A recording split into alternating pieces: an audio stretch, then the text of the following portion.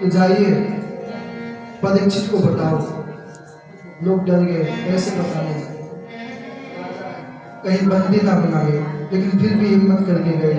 हे राजन, आज के 7वें दिन आपके मृत्यु का बाद सुनिश्चित होगा। राजा ने जब मुकुट उतारा, समझ में आया मैंने तो संत का,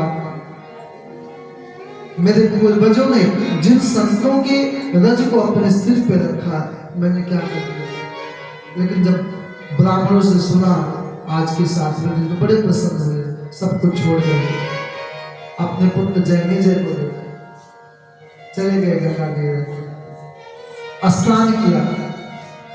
और जैसे बाहर निकले तो बड़े बड़े महात्मा, बड़े बड़े योगी आ गए।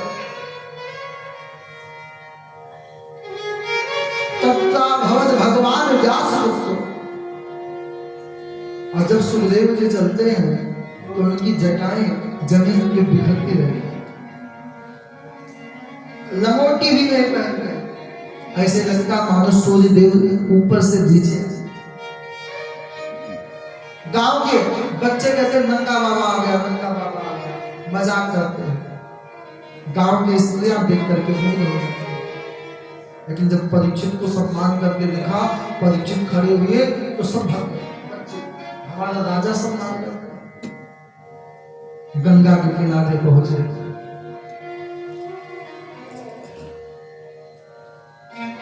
पूछा महाराज ये बताइए 7 दिन में मरने वाले को करना क्या चाहिए। तो सुखदेव जी मुस्कुराए, राजन मैं आया ना कोई स्वागत ना कुछ ना गाहो, और आपने पूछ लिया कि 7 दिन में मरने वाले को क्या करना चाहिए। बोले सरकार मुझे पता है, आप 2 घड़ी से ज्यादा कहीं, आप अब यहां से तभी जाइएगा जब आप प्रश्नों के जवाब देंगे। बैठाया, पूजन किया। अब सुखदेव जी का स्त्री सुको वाचा बलियादेश ते प्रश्न कृतो लोकहितं नृपः आत्मविद संसदा वंशं सोऽप्याविशया। हे राजन, आपने जो प्रश्न पूछे जगत कल्याण कि पहला शब्द वकार, वकार क्या है, ब्रह्म का बीज मंत्र वकार है। बात अच्छा, माला में कितने दाने होते हैं, और कहीं कहीं 27 कहीं 52, अच्छा 108 की ब्रह्म शब्द को 4 अक्षर बा रा हा और मा, जब से गिनेंगे तो 108। जैसे माला गोल है ऐसे ब्रह्म। सुखदेव जी हमेशा ब्रह्मानंद में मग्न रहते, इसीलिए पहला ब्रह्म का बीज वरिया देश में प्रश्नाकृत तो लोग हेतु हे राजन, तुमने जगत के कल्याण के लिए प्रश्न पूछा। यहाँ जितने पैदा हुए हैं सबको 7 दिन में मरना है। अच्छा, किसी के लिए 8वां दिन वही जाओ,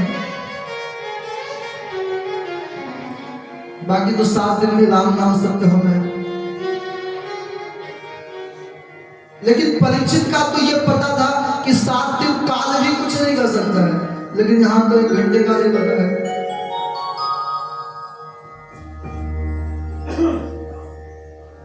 7 दिन का भी ये भी नहीं पता था कि 7 दिन में कोई कुछ कर पाएगा ही नहीं।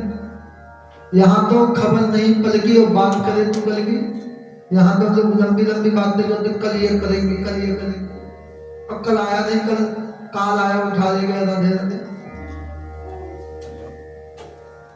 हे राजन, तस्मात् भारत सर्वात्मा भगवान हरिश्वरा। हे राजन, 3 बातों को ध्यान रखो। पहले सुखदेव जी कहते हैं, पहले सोतभ्य कीर्तितभ्यश्च, पहले सुनना चाहिए, उसके बाद कीर्तन करना चाहिए, फिर चिंतन करना।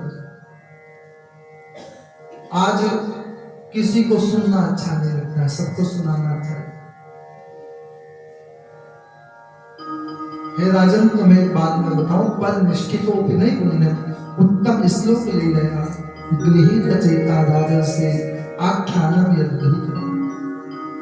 मैं सगुण को नहीं मानता था, निर्गुण को मानता था, लेकिन भगवान के नाम गृहित मतलब हिच गृहित चेता राजर्षि है राजा परिनिष्ठितोपनय पुण्यम, उत्तम श्लोक ले लिया भगवान के उत्तम श्लोक ने मुझे निर्गुण से सगुण मिलेगा। जिसको साधना करना हो, अब कुछ बात बताते हैं। पहला, जिसे साधना, जिसको भजन करना हो, जिसको जीवन में उद्धार करना हो, उन्हें कुछ बातों का ध्यान। पहला, एक आसन पे बैठना चाहिए, जितासन। आजकल सबसे बड़ी मुसीबत बैठने, 5 मिनट में कमर दर्द, कभी हाथ कभी पैर, बैठा ही नहीं जाता। दूसरी बात है जित श्वास, अपन प्राणायाम, जो प्राणायाम नहीं करता उसी को पंप लगता है।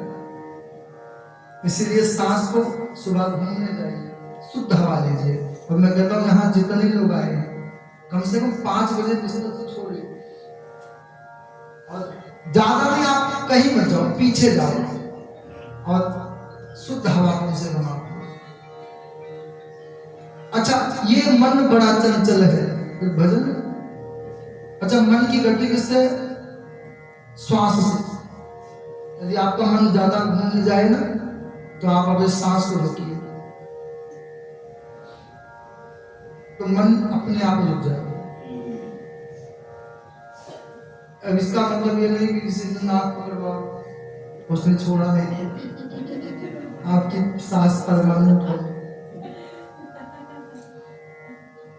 जिस श्वास को, तीसरी बात है जित संको जितेंद्रिय। अच्छा, तीसरी बात क्या है? बिन सत्संग विवेक न हो, अच्छे व्यक्तियों का संग करें। चौथा शब्द है जितेंद्रिय, अपने मन पे खाओ। मन कहे समोसा खाना तो मत खिलाओ, मन कहे जिलेबी खा लिया, शुगर है, जिलेबी खा लिया तो क्या होगा, तो गोली खा लिया, गोली से काम में तो सही लगेगी साहब। मन कहे आपका कि कथा में नहीं, मुझे पिक्चर देखना है, तो पिक्चर क्यों देखे? मन जो कहे वो क्यों करे? जितने महापुरुष हुए सबने कहा मन को समझाओ, मन के हारे हार है, मन के जीते जीते। उसके बाद भगवान के सूक्ष्म और स्थूल दोनों रूपों में है। उसके बाद सुखदेव जी अपने गुरुदेव भगवान का वंदन करते हैं। ओम नमः परस्मै पुरुषाय भूयसे सदबोधो स्थान निरोधनीय गृहीत शक्ति कृताहिदेयम्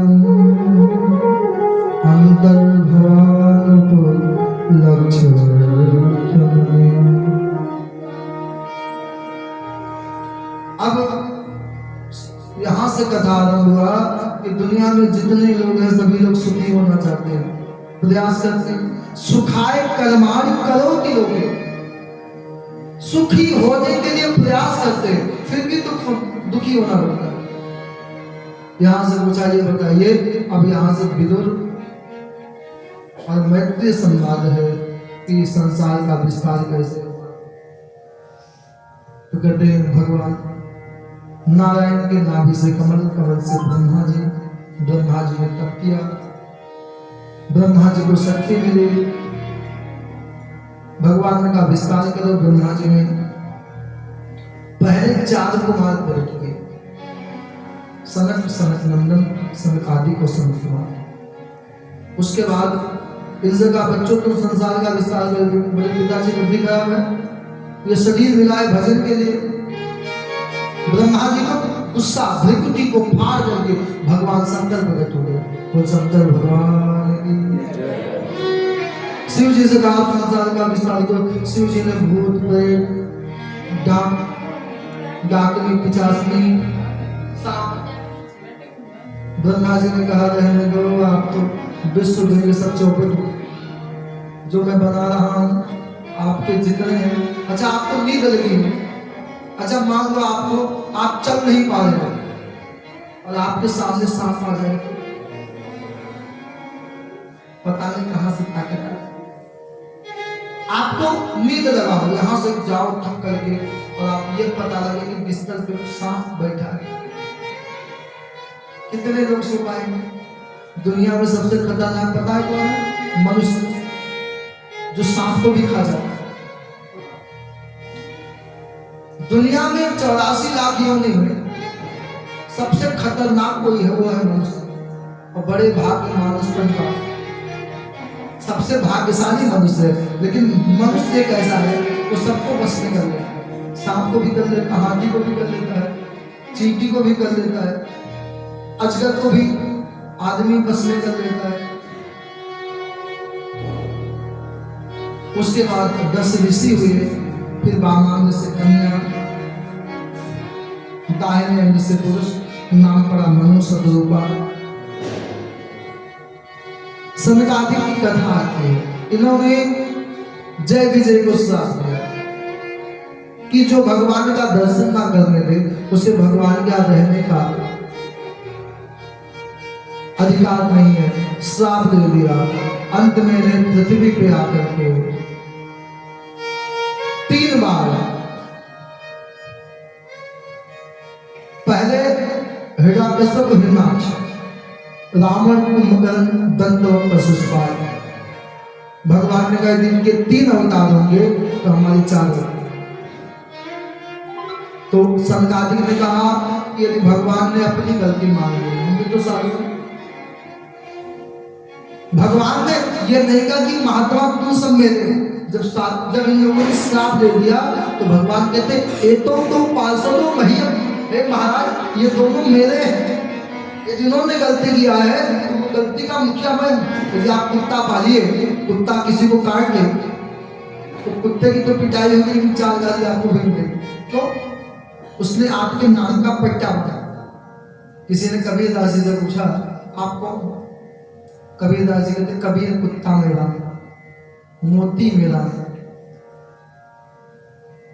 जब मैं कहता हूं साधारण कुत्ते की ये दशा है, अब कुत्ता यदि पालतू है तो मार के बता। जब संसारिक कुत्ते को नहीं मार सकते हो तो जिसने तुलसी की माला पहन रखी उससे कौन मार सकता है? गोविंद के नाम, राम के नाम मैं दावे से कहता हूं। आजकल के मालिक जब अपने कुत्ते के लिए जब झगड़ा कर लेते हैं तो जो अपराध भगत कर करे, राम रोष पावक सोज रे, यह महिमा जानहि दुर्वासा। इस महिमा को दुर्वासा से जाना। अंत में जब छोटे भाई का जब वध भगवान बाधा बनकर कर दिया, बड़ा भाई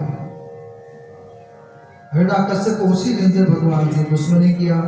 आगे कथा आती है ऋषि कर्दम की। कर्दम जी जिन्होंने मनु महाराज की बीच वाली बेटी देवहूति से विवाह। ऋषि कर्दम ने निवेदन किया था मैं विवाह तो करूंगा, लेकिन गुजरात में 2 सरोवर है, बिंदु एक नारायण। महात्मा ने बिंदु सरोवर में खूब भजन किया है, इतना भजन किया है कि भगवान प्रकट हुए। बोले महात्मा क्या चाहिए? महात्मा ने कहा कुछ नहीं चाहिए। बोले महात्मा आप विवाह कर लो। बोले सरकार विवाह कर लूंगा, फायदा क्या है? बोले मैं आपके यहाँ बैठा। मैं हमेशा कहता हूँ गृहस्थ कभी भी साधनों को भगवान पहले नहीं, पहले किसको मिलते हैं? गृहस्थों के यहाँ। हम लोग भजन करते हैं। आज अयोध्या की गलियों में घूमे जोगी मतवाले, अलख निरंजन खड़ा वाले। आज कौशल्या के यहाँ बड़े बड़े योगी, शंकर जी कैलाश से बड़े बड़े महात्मा जो गुफाओं में रहते हैं, कौशल्या जी के पास, यशोदा जी के पास जाते हैं, कहते हैं आप अपने बच्चे का दर्शन तो करा। मैं कहता हूँ महात्माओं को बुलाने की आवश्यकता नहीं, केवल अपने दाम्पत्य जीवन को अच्छा बना। कोई बेटा राम जैसा, कोई प्रहलाद जैसा आ जाए, तो बड़े बड़े महात्मा जो पहाड़ों में, जो केदारनाथ, जो बद्रीनाथ है ना, उनके यहाँ जाने की आवश्यकता नहीं है, बद्रीनाथ ही आपके घर आ जाए।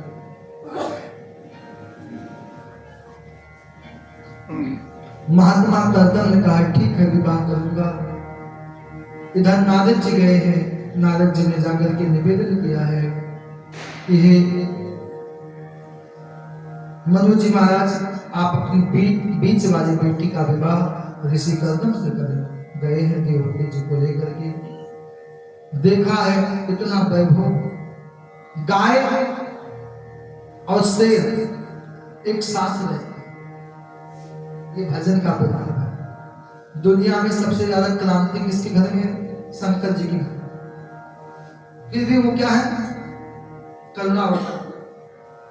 अच्छा, घर में कितना दीवार है? शंकर जी के गले में क्या है? सांप। गणेश जी का वाहन क्या है? एक दूसरे का होता है, फिर भी पूजा एक साथ होती है। अच्छा, माता जी का वाहन क्या है? शेर। और शंकर जी का वाहन क्या है? नंदी। कभी आपने गाय और शेर को एक साथ देखा? ये भी एक दूसरे के भोजन। शंकर जी के गले में सर्प है और इनका वाहन क्या है? कार्तिक भगवान। कभी बनता है? दुनिया में सबसे ज्यादा विवादित किसी के घर में है तो शंकर जी के घर में। फिर भी सब बड़े सांस। आप लोग कहते हो हमारे घर में ज्यादा क्रांति है, अरे शंकर जी से पूछो आप कैसे दिन निकालते हैं।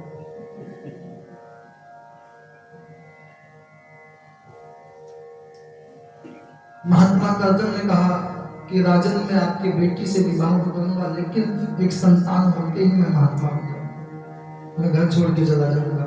देवहूति जी से पूछा गया, देवहूति ने कहा आप जैसे संत की पत्नी बने, एक संतान तो कम से कम जाएंगे।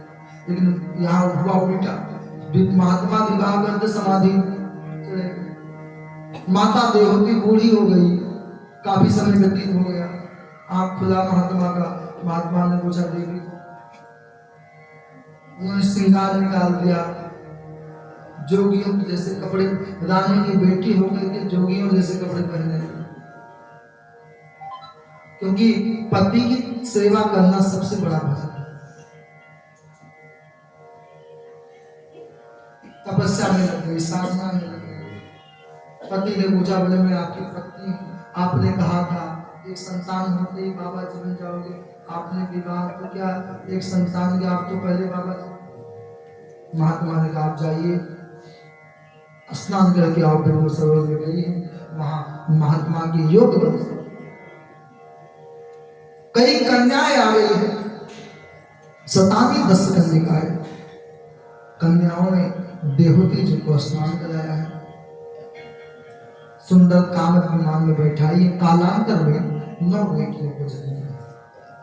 कला, अरुंधति, अनसुईया, ख्याति, शांति, हबीरबू, श्रद्धा और भक्ति और साधना, ये 9 बेटियां। महात्मा कर्दम ने कहा एक संतान की बात चल दिए। पत्नी ने पूछा कहाँ जा रहे? यहाँ एक की बात यहाँ तो दोनों। बोले तो बेटियां शादी करके चले जाएंगे ससुराल, यहाँ तो बेटे की नाती याद आया कि भगवान ने कहा मैं बेटा। इस बार स्वयं भगवान नारायण बेटा बन के घर में पधारे। बोल कपिल देव भगवान की। कपिल देव भगवान आए। इस बार महात्मा कर्दम जब जाने लगे तो इस बार माता ने कहा एक काम करो, आप जाओ मनाने, लेकिन बेटियों का विवाह। ब्रह्मा जी आए, मानस 10 वर्ष है, नारद जी को छोड़ करके बाकी 9 बेटों को लेके आए। मर्ची, वशिष्ठ, अत्रि, भृगु, अथर्वा, पुलह, अंगिरा, इन 9 बच्चों का, 9 ऋषियों का विवाह कर्दम जी की 9 बेटियों के साथ कर दिया। कर्दम जी ने कहा देखो बेटियां अपने ससुराल गई, अब मैं चलता हूँ। माँ बेटी घर में। एक दिन माता दिव्य आसन लगाई, व्यास गद्दी बनाई है। कर्दम जी से पूछा है कपिल देव भगवान ने कि माँ ये आसन किसके लिए? माँ ने कहा मेरे भगवान आएंगे। कहाँ? कपिल देव को उठाया, आसन पे बैठाइए और प्रार्थना करते प्रभु तम त्वां गताहं शरणं शरण्यं स्वाभित्य संसारो उद्धार तम त्वां गताहं शरणं शरण्यं स्वाभित्य संसारो उद्धार जिघांसयां प्रतिदेवस्य नमामि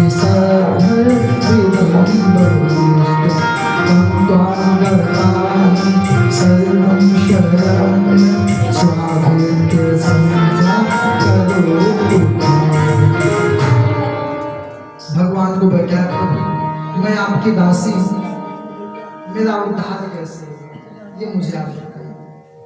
भगवान मुस्कुराए कामा गुणेषु सक्तम बंधनाय रति वापन समझते माँ पहले तो भक्ति योग माँ साधु संतों का संग करे। महाराज हे प्रभु मैं साधु की सेवा साधु की 5 लक्षण बताए। तितिक्षा जिस साधु की अपनी कोई इच्छा हो, साधु को सहनशील होना चाहिए, करुणा होना चाहिए, सुंदर हृदय होना चाहिए, जो समस्त देहधारियों से प्यार करे, जो चींटी में भी भगवान को देखे और हाथी में भी भगवान को देखे, मनुष्य में भी भगवान को देखे। ये साधु के 5 लक्षण बताते हैं। उसके बाद यम नियम आसन प्राणायाम सांख्य शास्त्र को बताया है। अंत में भगवान कपिल देव गंगा सागर में वहां जाकर के भजन किया। लोग कहते सब धाम बार बार गंगा सागर एक बार, कम से कम एक बार गंगा सागर को जाना। कपिल देव भगवान ने खूब तपस्या किया।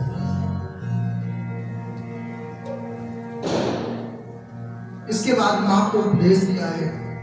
माँ से कहा माँ कुछ समझ में आया तो माता देवहूति कहती प्रभु आपने बहुत कुछ बताया। भगवान कहते मैं जितना मेरे ऊपर कोई माया चला नहीं सकता है, मेरी माया से कोई बच नहीं सकता। परम में बस माया इतना ही नहीं। देवहूति जी कहते प्रभु मैं क्या जानूं, मैं तो एक अबला स्त्री अंगूठा छाप।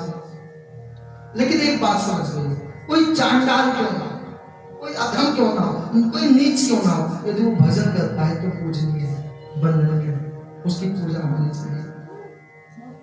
कोई कैसा भी हो, कोई नीच से नीच हो, लेकिन यदि आपका भजन करता है तो वंदनीय है। ये माता देवहूति समझ लीजिए।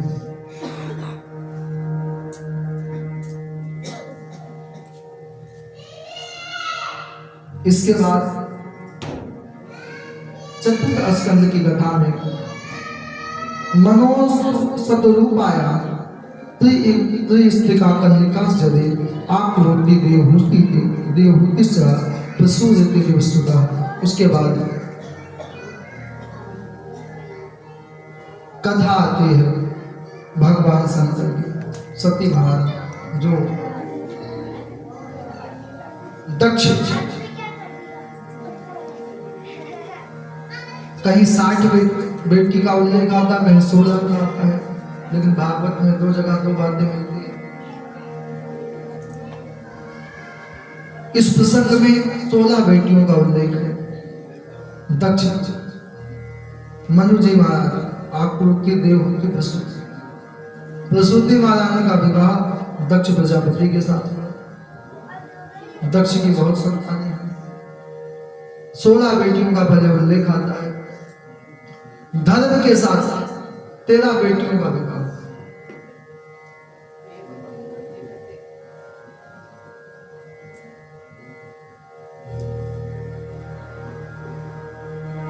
चौदह नंबर की बेटी का विवाह अग्नि के साथ हुआ, स्वाहा। 15 नंबर की बेटी का विवाह जिनका नाम सुधा महारानी, उनका पितरों के साथ हुआ। और 16 नंबर की बेटी जिनका नाम सती महारानी, उनका विवाह शंकर जी के साथ।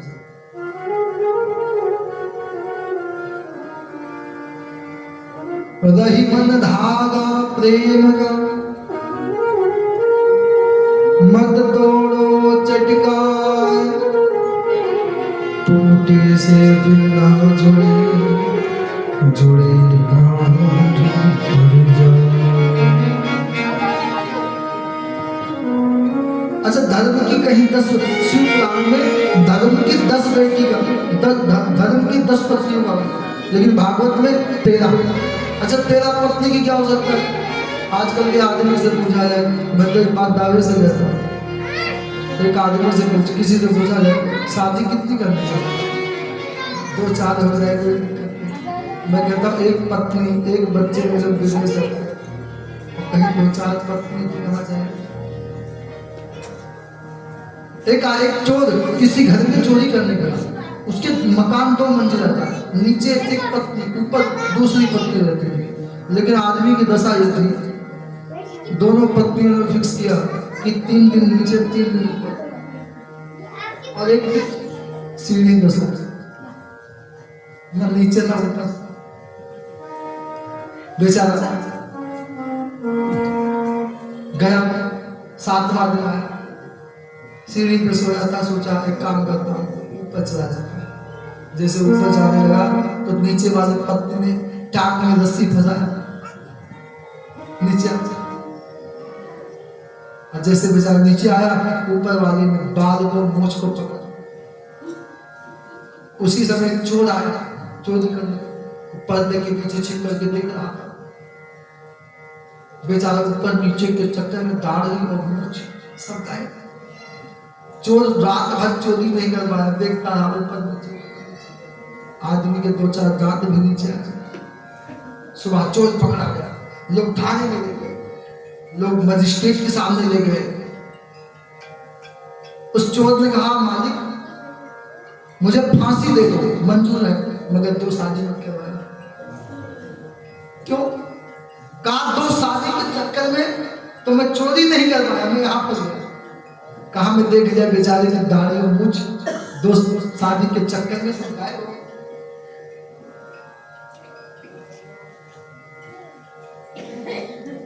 धर्म के साथ श्रद्धा, मैत्री, दया, शांति।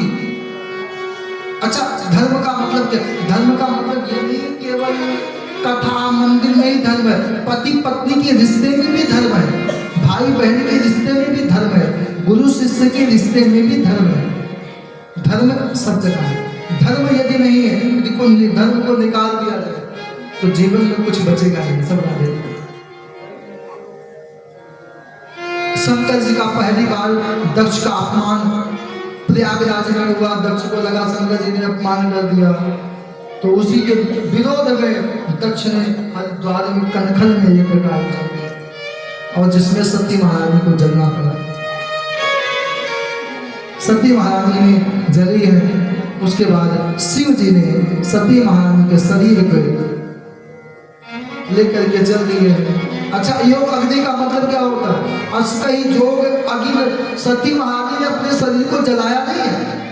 योग अग्नि का मतलब है शरीर को फाड़ करके आत्मा। यदि सती महारानी जल गई होती तो उनके 52 शक्तिपीठ बन गए। भगवान ने सुदर्शन चक्र चलाया, सती महारानी के शरीर के 51 टुकड़े हुए। जैसे राजस्थान में भी 1-2 शक्तिपीठ है, एक अपने हरिद्वार में 1-2 शक्तिपीठ भी है। सबसे ज्यादा शक्तिपीठ किधर है? पश्चिम, कलकत्ता में, पश्चिम बंगाल। तो सती महारानी अंत में दक्ष ने बहुत माफी मांगा है। भगवान शिव ने वीरभद्र को प्रकट करके यज्ञ को विध्वंस किए हैं।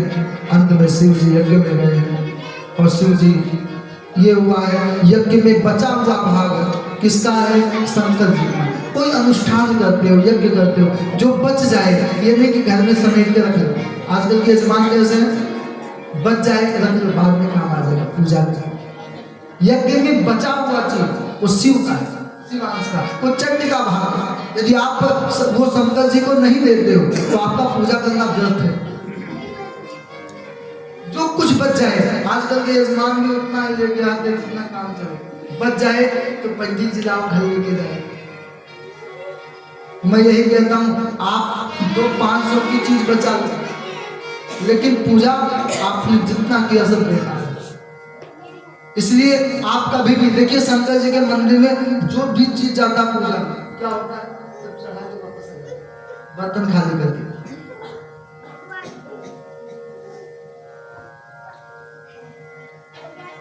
शिव जी ने कहा जहां कुछ भी नहीं मिल रहा था तो कम से कम जो मिला वही बहुत है। दक्ष को स्वस्थ किए, बकरे का मस्तक लगाए। इसलिए आज भी मंदिर में जाके हमारे करते हैं। और सबसे सहज कोई देवता है तो वो है शिव जी।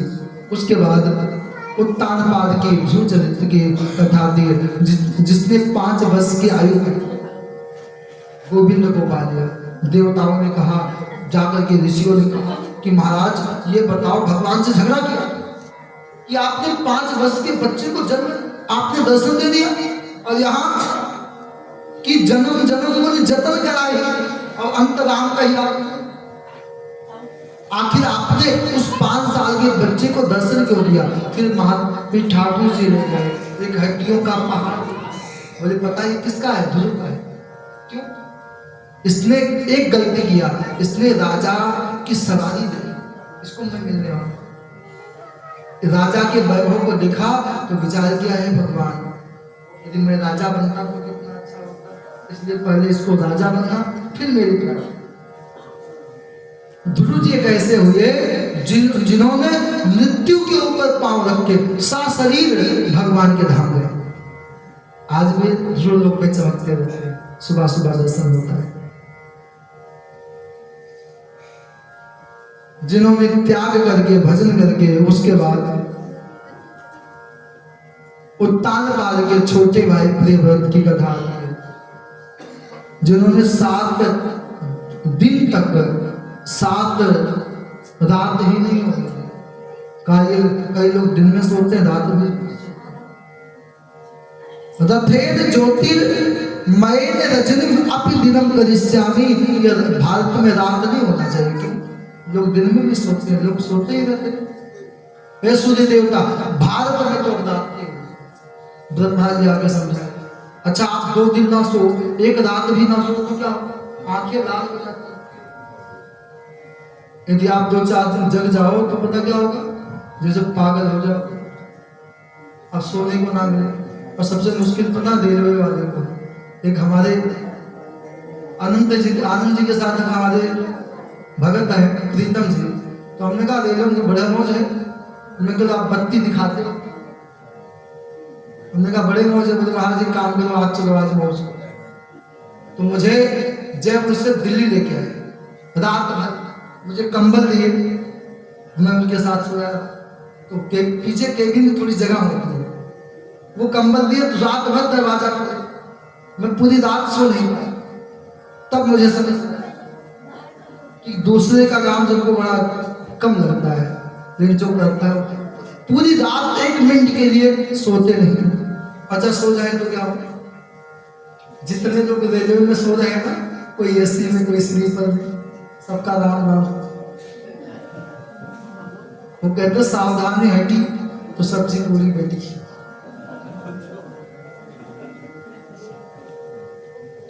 जबकि वो बेचारे गार्ड साहब है, काफी दिन से बाद संपद गए, उसके बाद तब से मैं उनके साथ कभी यात्रा नहीं की। जबकि कहते भी है, हमने कहा मैंने देख लिया एक रात बरसात में और ठंडी में, जैसे दरवाजा खोलते आप सुबह यहाँ पे देखिए कितनी हवा चलती है, आप घूमने जाके देखिए। ब्रह्मा जी ने समझाया, यदि देखिए रात नहीं होगा तो लोग पागल हो जाएंगे, तो मान गए। और शेष कथा ध्रुव चरित्र के बाद प्रियव्रत को समझाए, प्रियव्रत मान गए। उसके बाद जड़ भरत की कथा, राजा ऋषभ देव हुए, इनके 100 भक्त हुए। ऋषभ देव जिन्होंने, जहां से जैन वंश की परंपरा चली, जैनी लोग कहते हैं सबकी जननी का नाम सनातन, चाहे जैनी हो, चाहे उदासीन हो, चाहे जैनियों के प्रथम आचार्य का नाम है ऋषभदेव। ऋषभदेव सनातनी में उन्होंने अपने पुत्र भरत, हमारे यहाँ 3 भरत हुए, एक भरत के भाई भरत, दूसरे जड़ भरत, तीसरे शकुंतला का भरत जो शेरों के दांत के नागर था, वो नन्हा सा भरत।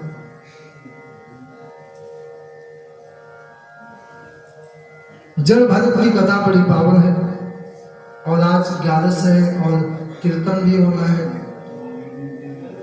देवताओं ने भारत की महिमा गाते हैं। जड़ भरत जी ने कहा, जब एक बातों ने भजन कभी बेकार नहीं है। इस कथा से देखिए, भजन जड़ भरत राजा अपने पुत्र को भी राजा बना करके चले, लेकिन वो हिरण भी बने फिर भी भजन करते। साधु चाहे कैसा भी, साधु कहीं भी रहे, चाहे जंगल में रहे, जंगल में रहो या बस्ती में भी रहो, जहां भी रहो बस्ती में रहो,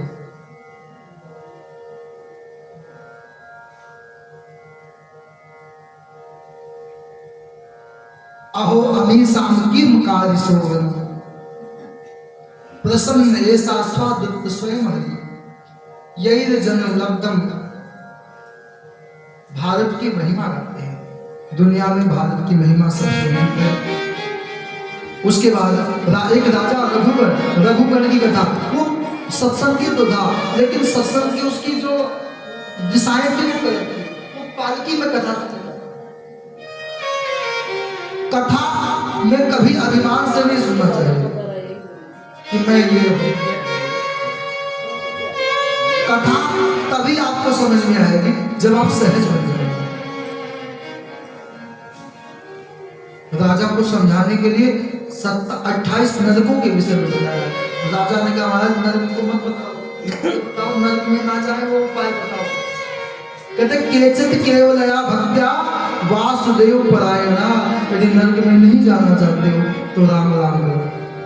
कहते कपड़े 2 प्रकार के गंदे होते हैं, एक तो खुद ही साफ कर, दूसरा धोबी।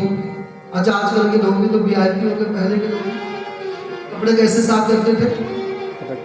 घाट पे लेके जाते थे, भिगाया सारे और पटक के साथ। ऐसे नरक है, यदि नरक में नहीं जाना है, नरक में जाओगे तो यम के दूत पटक के साथ करेंगे।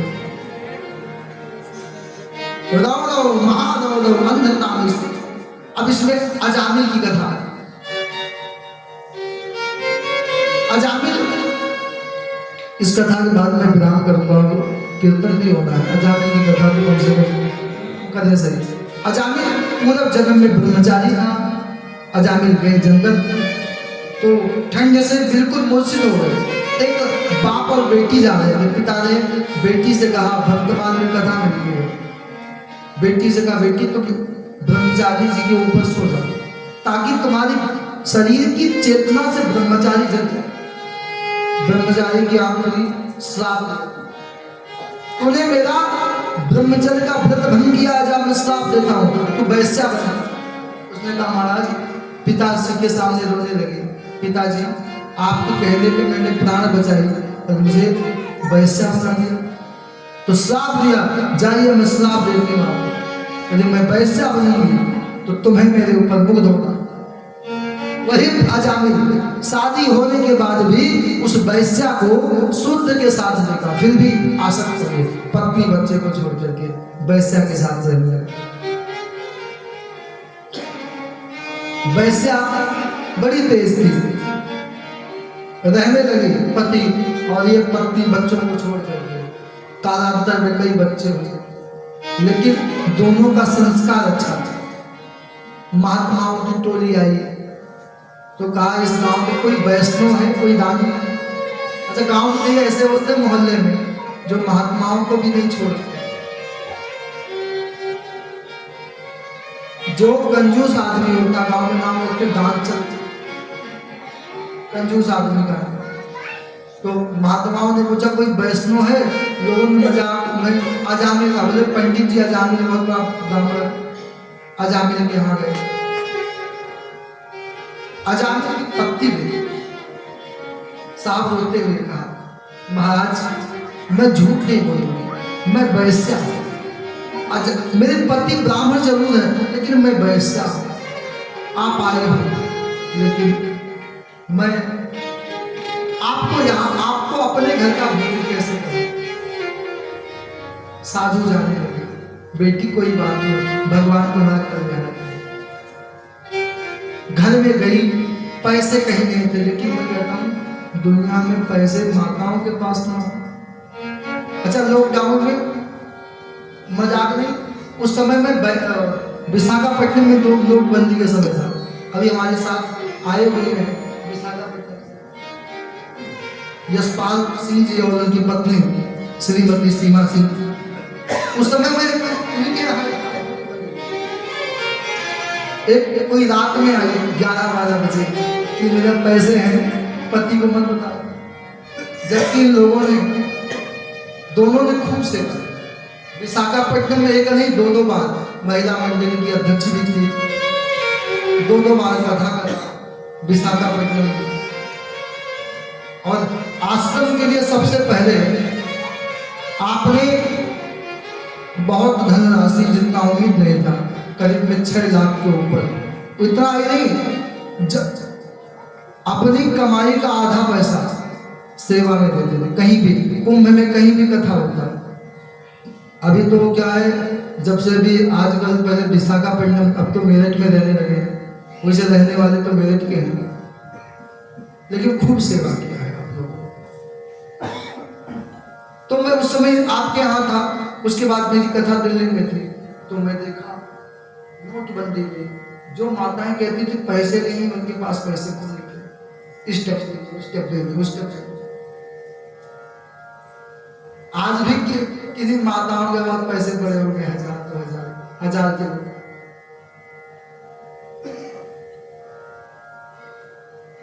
तो अजामिल की पत्नी गई, कहीं बर्तन कहीं देखा, और मैं कहता हूँ रसोई को चेक करो, जब पैसे ना मिले तो रसोई में किसी ना किसी करके। अच्छा, माताओं के पैसा निकालना बड़ा मुश्किल है। कहीं तो बेचारी जब नोटबंदी हुआ तो मोदी जी को और कोई काम नहीं मिला कि पैसे बंद कर रहे। अच्छा, एक बात और, जब 1500 की नोट बंद हुई, 2000 लोगों ने 2000 भी छिपा के रखे, मोदी जी ने 2000 भी बंद कर दिया। अब सब दहशत है, पता नहीं कब पैसे बंद हो जाए, कोई पता नहीं।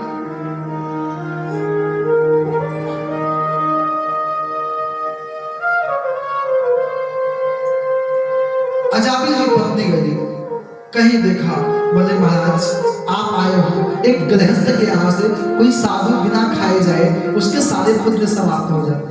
महाराज ये पैसे हैं, आप सामान ले आइए, आप बनाइए, प्रसाद पाइए। और आज मैं चाहती हूँ यदि साधु प्रसाद पा लेता है तो सारे पाप समाप्त हो जाएंगे। महात्माओं की आंख में आंसू आ गया।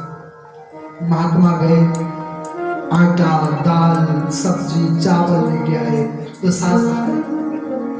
अजामिल की पत्नी समझ गई पति आने वाले को, साधुओं को देख लिए तो पता नहीं क्या करेंगे।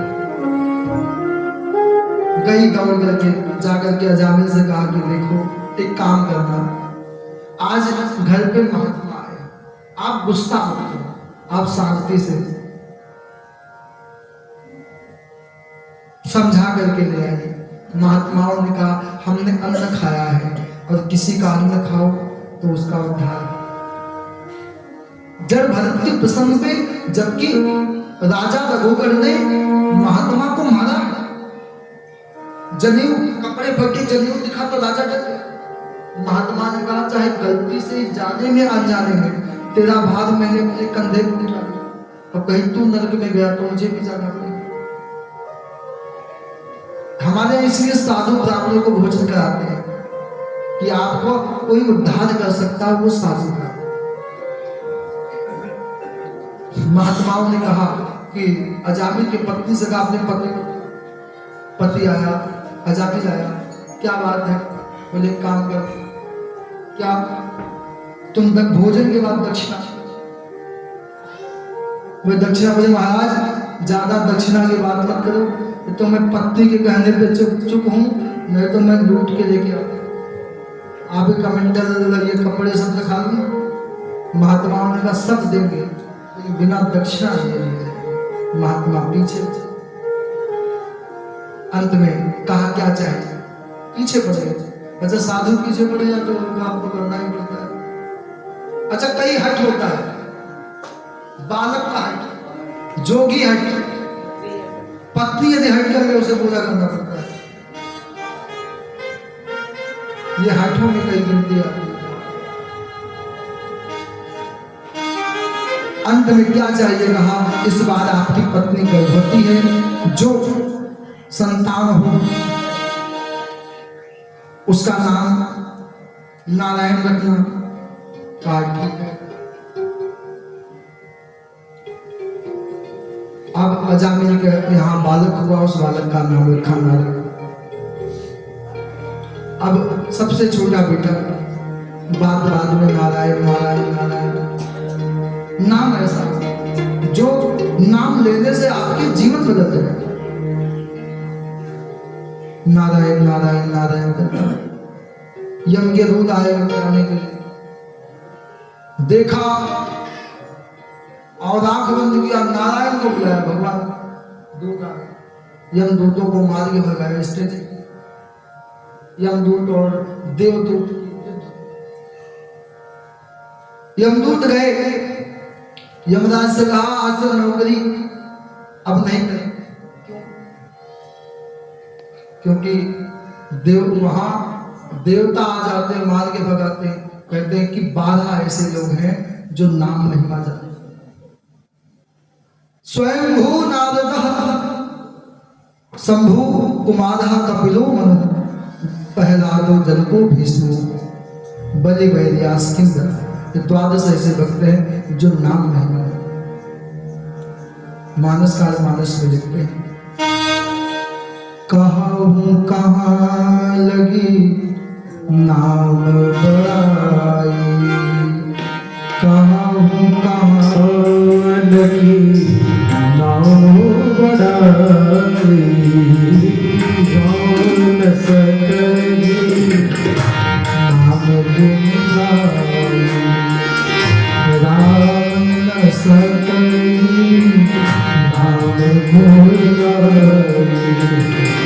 कहाँ लगी नाम बड़ाई, कहाँ लगी नाम बड़ाई, राम न सकई नाम गुणगाई, राम न सकई। नाम महिमा बहुत आनंद है। और कल की कथा यहीं से आगे हम लोग कल, क्योंकि कल भगवान गोविंद का जन्म उत्सव, और कल जितने जन्म उत्सव है राम जी के, 52 भगवान के और भगवान कृष्ण जी प्राकट्य। एक बात तो मुझे कभी कभी याद आता है, एक दिन राम जी ने जिद, गीतावली में गोस्वामी जी लिखते हैं कि एक दिन राम जी कौशल्या जी की साड़ी पकड़ के, माँ मुझे चंद्रमा चाहिए। पीछे कौशल्या जी कहती बेटे मेरे बस की बात है, तो मानो गोस्वामी कहीं छुप करके बैठे लिखते, माँ आपने ये चंद्र की क्या बात कर, आपने तो इस पृथ्वी पे रामचंद्र को उतार दिया, तो चंद्रमा की क्या बात। तो कौशल्या जी ने क्या किया, एक परात लेके आई, पानी भरा और उसमें जब चंद्रमा दिखाई तो दे तो बार बार राम जी पकड़ते हैं। आइए एक भजन, उसके बाद आरती।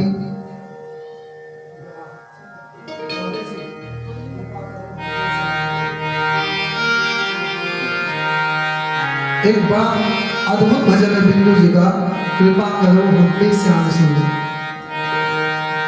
कृपा करो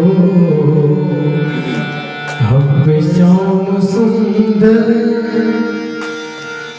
आए भक्त वत्सल कहाने वाले।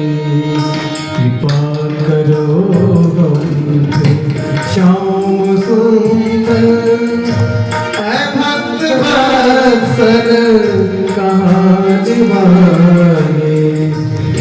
आए भक्त वत्सल कहाने वाले, आए भक्त वत्सल कहाने वाले।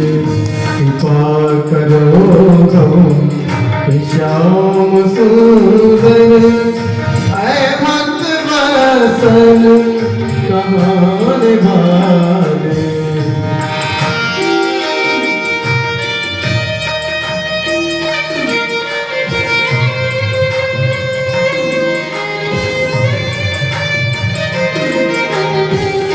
भक्तवत्सल भगवान की जय हो।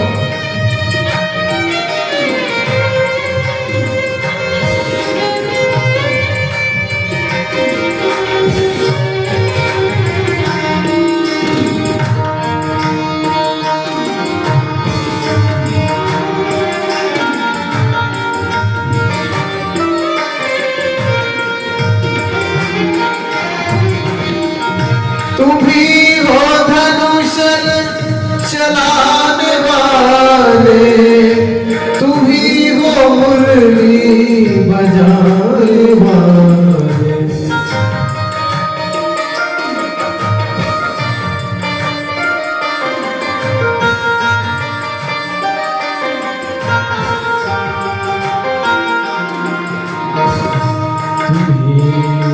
तुम्ही पुकारा था द्रौपदी ने, तुम्हें पुकारा था द्रौपदी ने।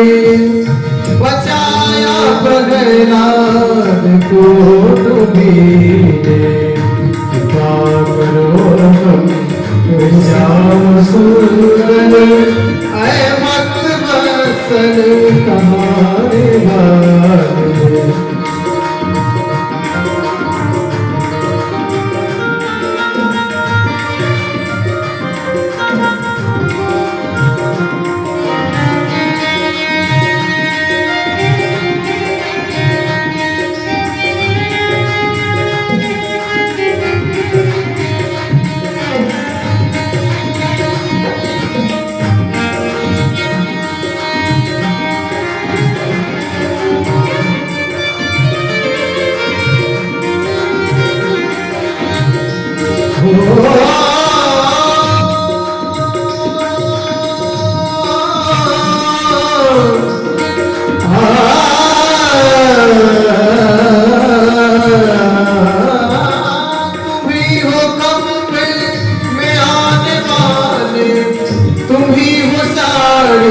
बनाने वाले, तुम्ही हो खंभे में आने वाले, तुम्ही हो साड़ी बनाने वाले।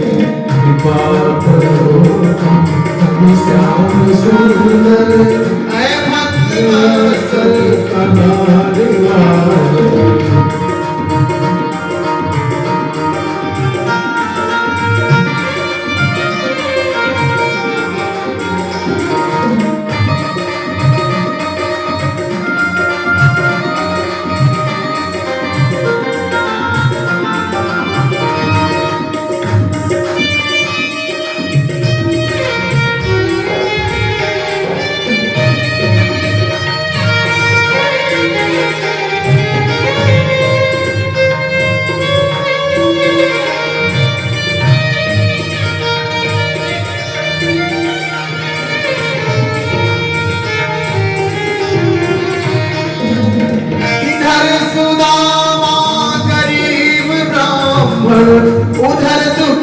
दीन था विभीषण उसे भी लंका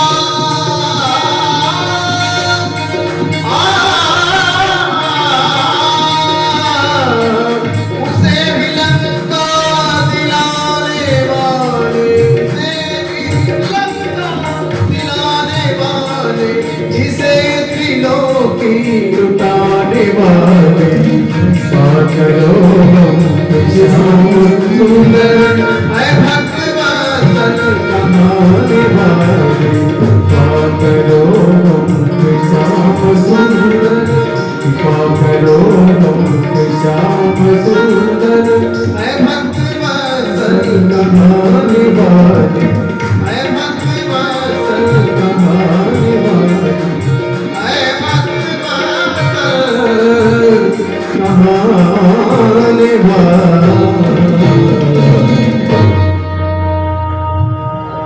बोल भक्तवत्सल भगवान की आइए हम लोग आरती, क्योंकि अब 3 बजे के बाद कीर्तन, इसलिए हम लोग आरती तो करके, क्या नाम है मेरा, एकादशी महिला मंडल। वैसे तो मैं बताऊं, हमारे अवधेश जी इसके और राजकुमार जी जानते हैं, हम लोगों ने भीलवाड़ा में 4-5 साल पहले कार्यक्रम किया था। वहाँ एकादशी महिला मंडली की माताओं ने बहुत अच्छा यज्ञ किया था। करीब में आप ये जानिए 9 दिन तक मेला लग गया था। तो आइए हम लोग सभी लोग आरती करेंगे, उसके बाद कीर्तन का आनंद लेंगे। हरि ओम। कर्णवामनुसोजातश्चक्षुः सूर्यो जायतः श्रोत्रागाश्च प्राणश्च मुखादग्निरजायत इदगुं हविः प्रजानं मे अस्तु दशवीरगुं सर्वगणगुं स्वस्तये आत्मसनि प्रजा सहि पशुसनिजो